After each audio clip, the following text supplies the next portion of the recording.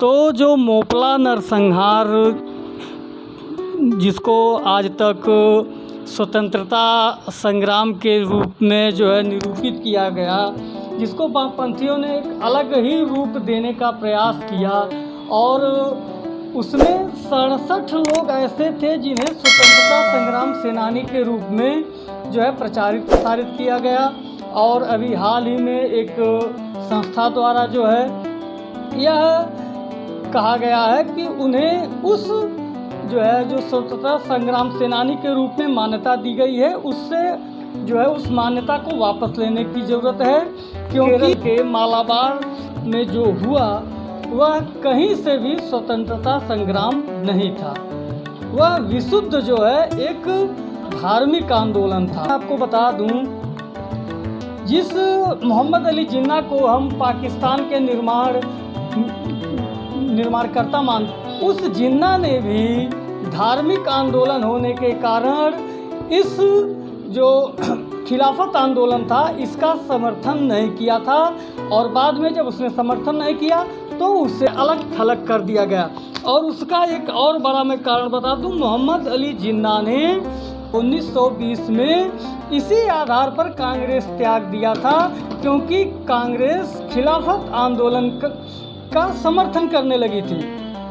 अगर हम पीछे जाएं तो आपको पता चलेगा कि ये जो खिलाफत आंदोलन था इसका नाम खिलाफत रखा गया, और यह खिलाफत का अर्थ बहुतेरे लोग यह लेते हैं विरोध करना या फिर जो है किसी का प्रतिरोध करना। तो बहुत लोगों के मन में आता है खिलाफत आंदोलन, खिलाफत शब्द सुनकर मन में आता है उनके कि जो है उस समय लोग अंग्रेज़ों का विरोध कर रहे थे, खिलाफत कर रहे थे, जो कि उर्दू शब्द है। जबकि वास्तविकता यह है कि खिलाफत आंदोलन का आज़ादी की लड़ाई से कोई मतलब ही नहीं था। यह वास्तव में कांग्रेस और यहाँ के जो तथाकथित मुस्लिम चरमपंथी थे वह अंग्रेज़ों से देश की आज़ादी के लिए लड़ाई नहीं लड़ रहे थे, बल्कि उनकी लड़ाई जो थी वह तुर्की में खलीफा को फिर से स्थापित करने की थी। प्रथम विश्व युद्ध के समाप्ति के बाद जब ब्रिटेन जीत गया, तुर्की जर्मनी वगैरह हार गए, तो ब्रिटेन ने खलीफा को उसको वहाँ से निष्कासित करने की बात होने लगी और वह पद ही समाप्त कर दिया गया।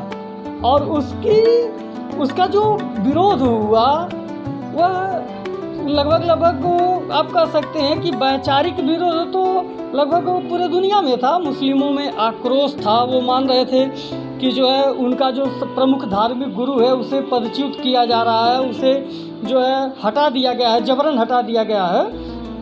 लेकिन उसका जो प्रत्यक्ष प्रकटीकरण हुआ वह एकमात्र भारत में हुआ, और दुनिया के किसी भी मुस्लिम बाहुल्य क्षेत्र में इस प्रकार से खलीफा के समर्थन में कोई न तो आंदोलन हुए, ना तो लोग सड़कों पर उतरे, इस प्रकार से कोई गतिविधियां नहीं हुई। लेकिन भारत के जो है कुछ तथाकथित मुल्ला मौलवियों ने खिलाफत आंदोलन शुरू किया।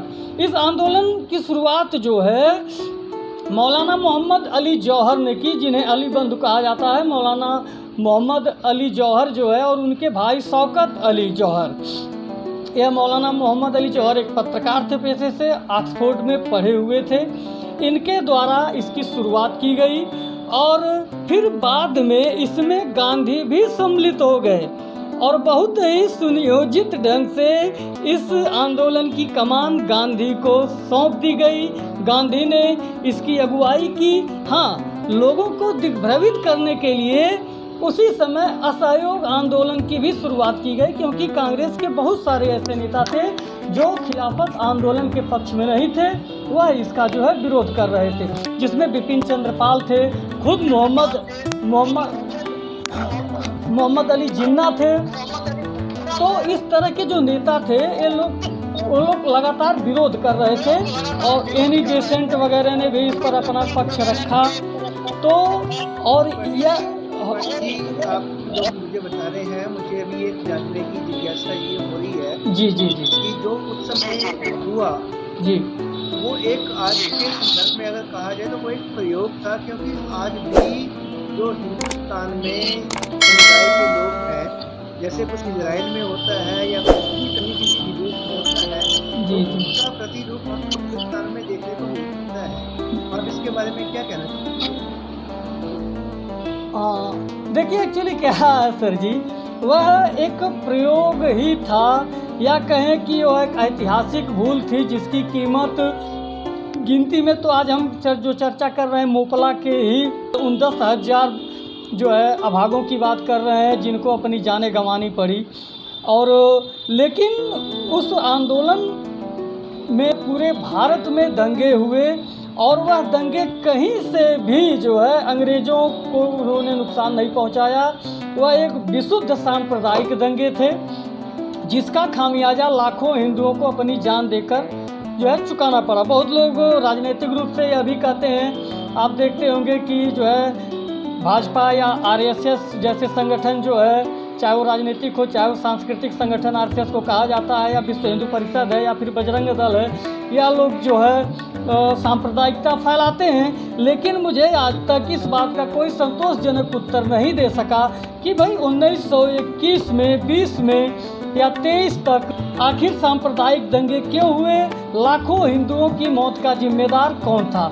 क्योंकि 1925 में संघ बना और उसके बाद ही बाकी जो है अन्य जो है संघ की शाखाओं का विस्तार हुआ, या बजरंग दल विहिप जैसे संगठन, भाजपा जैसे संगठन आए। त्रिपाठी जी, तो फिर हमें इनसे क्या सीख लेनी चाहिए और हमें किस तरह से अपने आप को तैयार करना चाहिए, क्योंकि जो प्रयोग मोपला में हुआ वो आज भी हो रहा है, उसी चीज़ को दोहराया जा रहा है बार बार।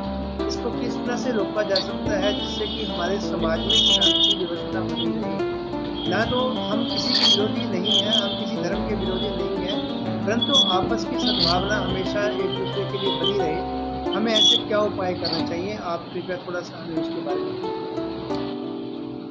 देखिए श्रीमान जी, यह तो बड़ा विकट प्रश्न है, क्योंकि जो शांति की बात है, सद्भावना की बात है, या जो हम कहते हैं कि गंगा जमुनी तहजीब की बातें करते हैं, यह पूरी तरह से एक पक्षीय हैं, एक कभी जो है उभय पक्षीय नहीं रही हैं।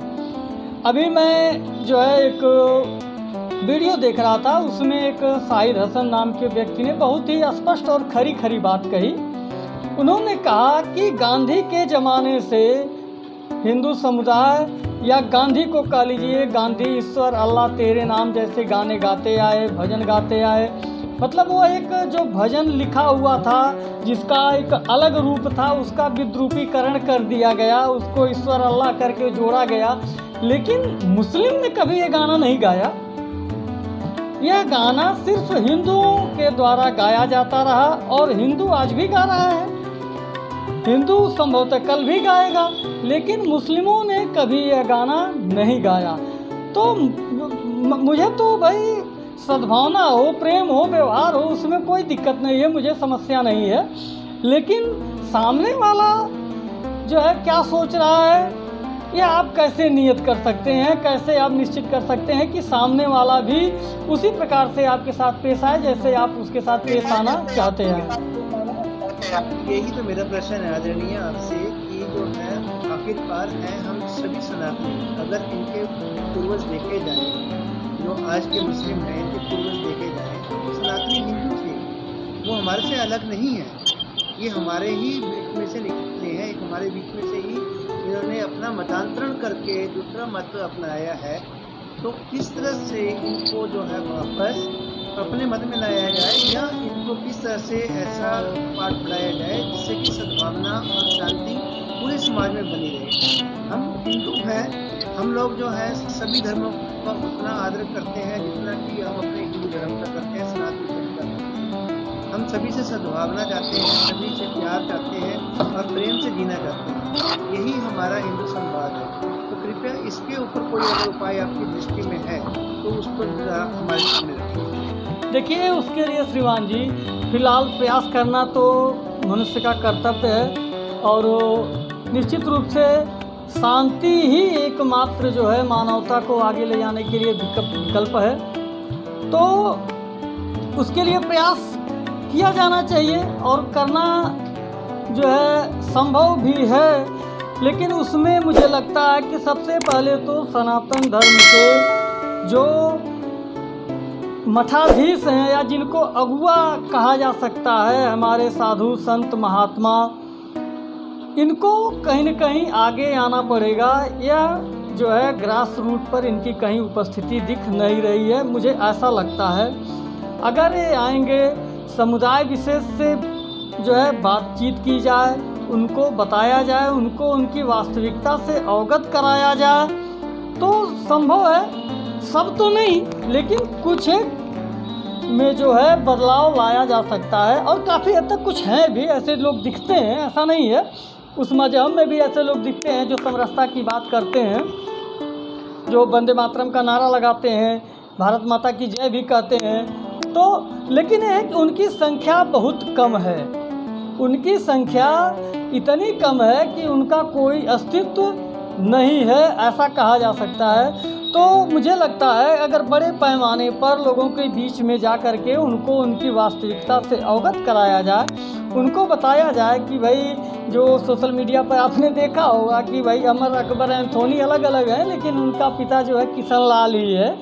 तो अगर इस बात का भान उन्हें हो तो आशा की जा सकती है, सकारात्मक सोच रखनी चाहिए।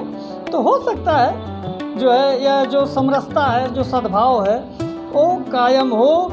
लेकिन जो है ये थोड़ा कठिन प्रतीत होता है, क्योंकि इसके बारे में डॉक्टर भीमराव अम्बेडकर ने भी कहा है कि इस्लाम जो है एक बंद निकाय है, उसमें हमारे साथ एक और सदस्य जुड़े हुए हैं, शायद वो आपसे कुछ प्रश्न पूछना चाहेंगे।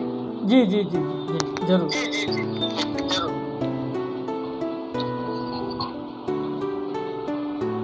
जी आदरणीय जी, अगर आप कोई प्रश्न पूछना चाहते हैं तो कृपया पूछें। मैं आदरणीय त्रिपाठी जी से यही पूछना चाहता हूँ कि अभी जैसे आपने बोला कि सभी पंथ जो मतलब कि जो आज जो जितने भी हिंदुस्तान के अंदर जो भी पंथ रह रहे हैं, जो भी संप्रदाय रह रहे हैं, वो वास्तव में सनातन के अंश हैं। लेकिन इस चीज को साक्ष्य कौन करेगा? क्या हम इस चीज को साक्ष्य करने में सक्षम हैं? जी जी जी, असल में देखिए अभी तो मुझे नहीं लग रहा है कि हम सक्षम हैं। हमें अभी एक ऐसे तंत्र को विकसित करने की ज़रूरत है जो यह स्थापित कर सके कि हाँ आप हमारे अपने हो। पहली बात। अगला पॉइंट ये है, अगला बिंदु ये है कि हमें किन लोगों को बताना है कि आप हमारे अपने हो। समस्या यह भी है क्योंकि बहुत सारे लोग तो स्पष्ट रूप से यह भी कहते हैं कि भाई हमें पता था, हमें तो पता है कि हम जो है पहले हिंदू थे, लेकिन जो है उसमें कमियां थी, बुराइयां थी, या फिर जो है उनके पास बहुत सारे बहाने हैं कि हम फिर मुस्लिम हो गए। तो ऐसे लोगों को कैसे मनाया जाएगा या समझाया जाएगा, ये थोड़ा कठिन प्रश्न हो सकता है। लेकिन फिर भी चूँकि प्रयास करना हमारा काम है, तो हमें ऐसे तंत्र को विकसित करना चाहिए, करना होगा।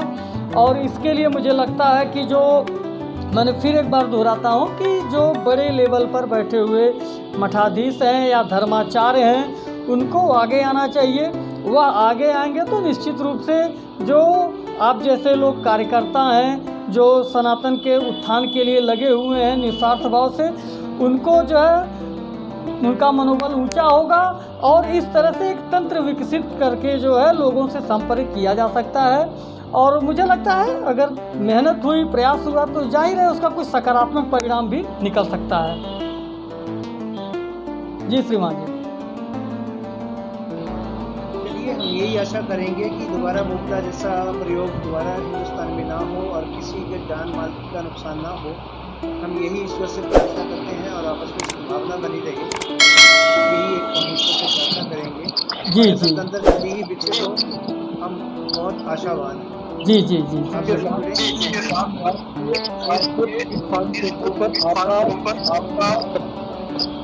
नमस्कार, जय श्री राम।